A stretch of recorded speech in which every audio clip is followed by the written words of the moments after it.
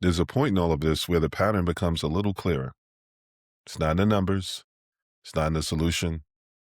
It's not even in the outcome. It's in what didn't happen before any of that. There were no questions. That's the part that stood out to me the most. Not what was said, but what wasn't asked. Because before any recommendation, before any suggestion, before any conclusion is reached, there's usually a moment where context gets built, or at least it's supposed to. What is this trying to do? Who is it for? What does success look like?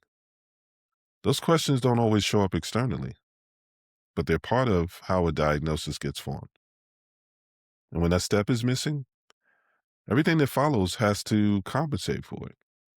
The observation gets stretched, the assumptions fills the gap.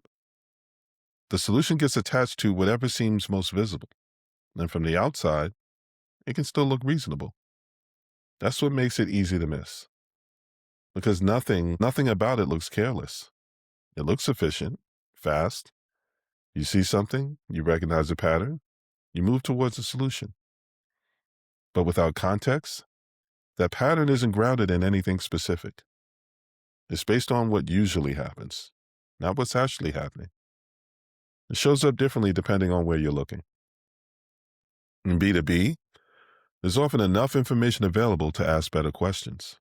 You can look at positioning, offers, content, language, signals that point towards what matters, if they're explored. But when the step is skipped, the outreach starts from assumptions instead of understanding. In B2C, the signals are less structured. They show up in behavior, in patterns of attention, in what people respond to, and what they ignore. Which makes the discovery step harder, but not less important. Because without it, the same thing happens. A conclusion forms early, a solution follows quickly, and the gap between what's offered and what's actually needed doesn't show up until later. Usually after the message is sent. That's the pattern. The answer comes before the question. And when that happens, the diagnosis isn't really a diagnosis. It's a projection. Something familiar applied to something specific, without confirming the connection. And sometimes that works, but when it doesn't, it's not always clear why.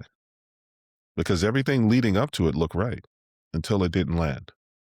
And that's usually where the signal shows up.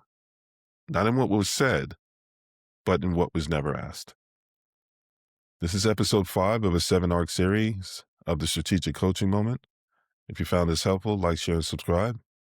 And I'll see you in the next episode.